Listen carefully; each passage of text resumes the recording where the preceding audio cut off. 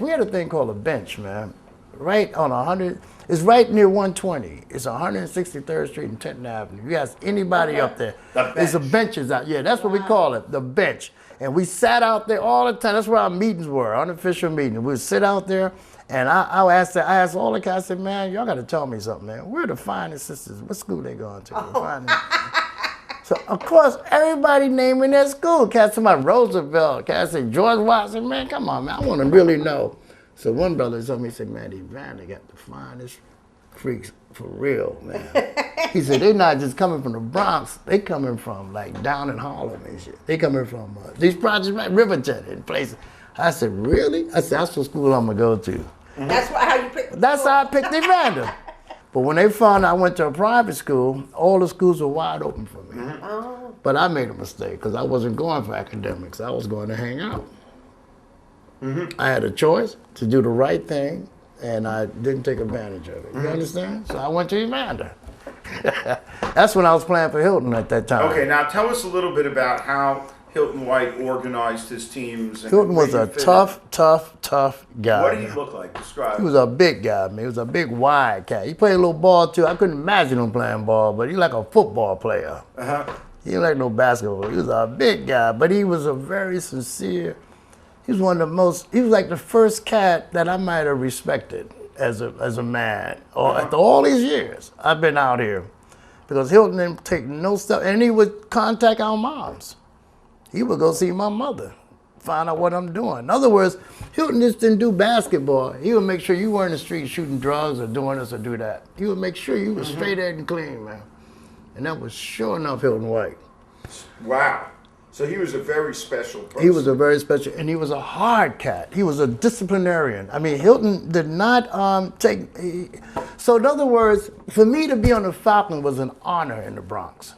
Right. When I put on that Falcon jersey, and when I wore that jersey, I can do anything I wanted in the Bronx. Nobody had that kind of respect. It had that kind of respect. Chick jewelers couldn't hang with us. Nobody can hang with us in the Bronx.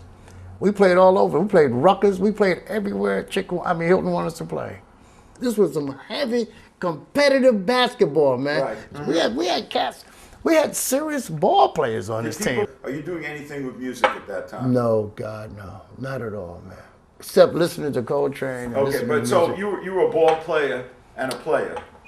Yeah, for players only. Yeah, a ball player and a player. Yeah, that's it. But I was focused on basketball, man. That was my whole life. Hilton White had plans for you to go to college? Yeah, Hilton had some scholarships for me if I finished high school. Mm-hmm. Yeah, I went to high school. I went to an examination one day, you know, and there was a proctor out front of the examination. I had my jeans on. I always wear my jeans, you know. And she said, I can't let you in to take an examination looking like that. I said, what are you talking about? What are you examining? How I look? I just want to take a test. She wouldn't let me in. I said, well, later for this shit, man. So in prep school, they wouldn't do that, you know, and I left. I just left. So I had a way to make it up. So I explained all this to the people. They said, okay, we understand. It was a misunderstanding. Just go to summer school. And then when you finish summer school, you can go to this college. I had a couple of colleges Hilton had set up. I don't know these schools, man. There's some black schools in the South, man. But they were junior colleges. But if you make it there, you can go to senior college. But it didn't matter. I wouldn't have gone to Vietnam. Yeah. So I went to, at that point, I went to summer school for about 2 weeks. And every time I got up in the morning to go to school, my friends in the Bronx, my buddies, they were carrying bathing suits and things and towels, and they were going to Orchard Beach, Reese Beach. I said, where y'all going? Man, we're going to Reese Beach, man. At the same time, I'm going to school. I said, man, this ain't working here. Something is not working right. So I go to school, and I'm all depressed and sad. I'm not listening to the teacher or nothing. And the sisters in the school, they say, man, you're smart. You can do this, man. And I wouldn't listen to them. I didn't do nothing. I just got up. I said, I'm not coming back. And I just left. So I knew I was getting drafted because everybody was getting drafted. This what year we talking about? 66. Wow. 66. Bad year. I should have gotten out of high school. But anyhow, I think I went down to find out when I was going to draft. They said, you're going to get drafted in 6 months. I said, well, I'm not going back to school. You might as well make it as soon as you can. And they did, too. I don't know why I said that. They jammed it right up. September, I was gone. Right to Fort Jackson, South Carolina, man. They weren't even playing. They didn't need no fool to come down there and say, help us out. Yeah, they really did it. My mother was so Did you know what was mad. happening in Vietnam? No, I just see it on TV. People shooting at each other. Yeah, my mother tried to tell me because she didn't want me to go. And then there was a guy who just come back, a boyfriend of my aunt. And she sent me to his house so he can tell me, like, to scare me. All he did was make me excited. Yeah, he didn't do nothing. He didn't deter me. I mean, you know. So I knew I had to go. I had to go.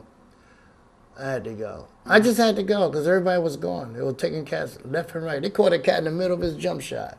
Cat was coming down shaking, and he took a jump shot, and he came down. The MPs had him. Took him, gave out the air. They took him right down to Whitehall Street. A whole bunch of people from the A neighborhood. lot of people there. Unless you was shooting up drugs or stick-up kid or something, they wouldn't take you. They surely took me. I was athletic, so I went right to 11 Bravo, 11 Charlie, right to infantry. Right to infantry. When did you go over? I went over in 1967. What, I was in the Big Red 1, 1st Infantry Division. Right. so I you was were in the Tet Offensive? Oh, yes, ma'am. Oh, yes, there. Oh, I was sure enough there. I was a point man. I set up ambushes. I did everything, man. I was in infantry. I did everything. I'm just lucky to be here right now talking with you, okay? So you know, it's not a joke. I'm just telling you the truth. Did they? You went. I mean, when you No. went, a lot Now, of at your size, did they try to make you a tunnel person? I was a tunnel rat, not a tunnel person, a tunnel rat. Holy shit. Yeah, I You was were- one of the first tunnel rats out. You take a flashlight and a 45. It's on that record. That's what I wrote. That's why the record is so accepted, because it's like a real experience. No, because Yeah. the way they described most of the people, they were small, athletic guys. We had to get down there. Yeah, we had to get in that hole. You couldn't be your size. You could never get stuck in there. We had to get pull stuck. you out, Even man. when I was thinner. We'd be there all day trying to get you out. But listen, that's not the thing. I was a tunnel rat. The thing is what I saw while I was a tunnel rat. This would change my life around. I went down to one tunnel, and the tunnels are elongated. They're connected by connections. They can go forever. They can go miles and miles. We never got to the end of this. We didn't need to. When we got into this tunnel, we only went a few feet. There were boxes, propaganda tunnel, luckily. Luckily, it was a guy not down there with an AK-47 waiting on us. But it was a propaganda tunnel, and maybe they left it and they DD him out, or they might have come back to it later. We don't know. But nobody was there, thank goodness for me. But the boxes were there. And sometimes the boxes are booby traps. It takes us a long time to check this out. We take a rope, we do this, tie, we put, it's just like hours to get one box up. When we finally get the box up, we open the box up. They're 8.5 by 11. In those days, mimeographs, okay? What we call Xerox, what we call copies or whatever. And it's a black GI standing there at port arms. Port arms when you have your weapon like this. And on the top, it was written words.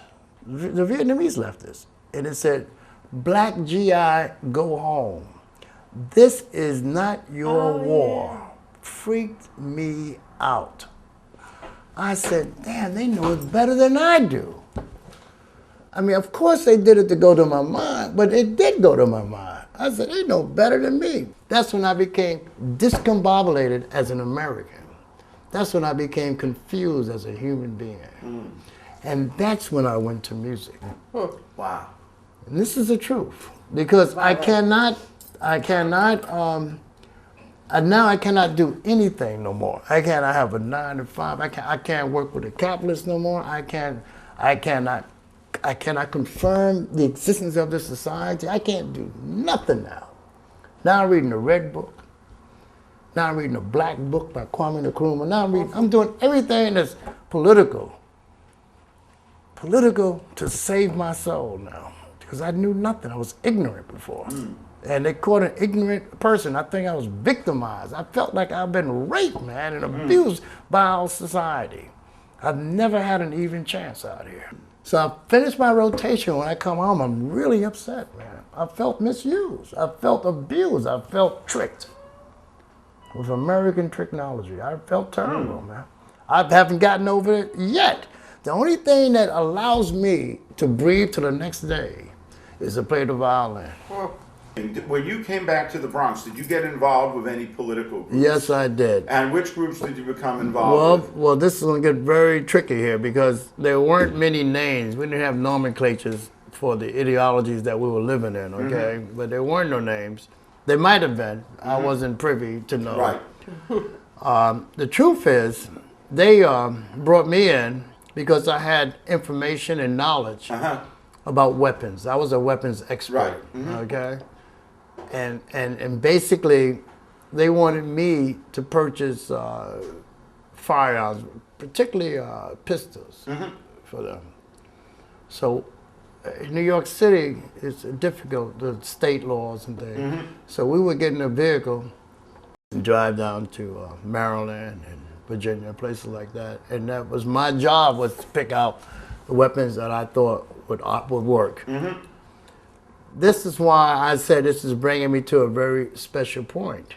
Because one of these times, which might have been the second time of me doing this, doing my job for the revolution, in a sense.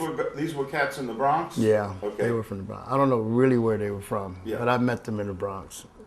The second time that I went with them, it was in, this time I was in Baltimore, because I remember this. And we went to a pawn shop. Sometimes that was the places we went to, because they have them in a glass case. They have little 22s, 38s, little things. You just need some paperwork. It could have been false, whatever. I wasn't buying them. I was just looking at them to inspect the weapons.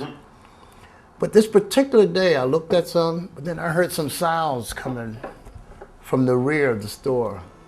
And I don't know what kind of sounds they were. It sounded like music, it sounded like notes and songs and melodies, and mostly melodies. So I said, what the hell is going on? What is that? And nobody else was hearing this, you know? So I just politely stopped doing what I was doing. I went to the back. When I went to the back, I saw in the rear of the store, violins hanging up by the necks, the violins. They didn't have no casing. They was strung up by the neck, almost like a lynching thing. But they were hanging up, that's the way to show them. They were hanging up with a little string around the violin neck, hanging up, like 10 of them. And I think I heard this. So I asked the guy in the shop, how much is that, man? And the guy's looking at me, you know, the guys I came with, like I'm crazy. Somehow I flipped. I didn't really flip. I'm just going with the magic and the madness that I've always lived with, you know? And I really heard this melody. And I went back and asked the guy, he said, $25 or maybe $35, I don't know. I had some money, I paid him for it. So he gave me the violin and gave me a bow and put it in a shopping bag or bag because they didn't have a case. So after we finished what I was doing for them, we went back to the Bronx. I didn't see these guys anymore because I went home now with the violin.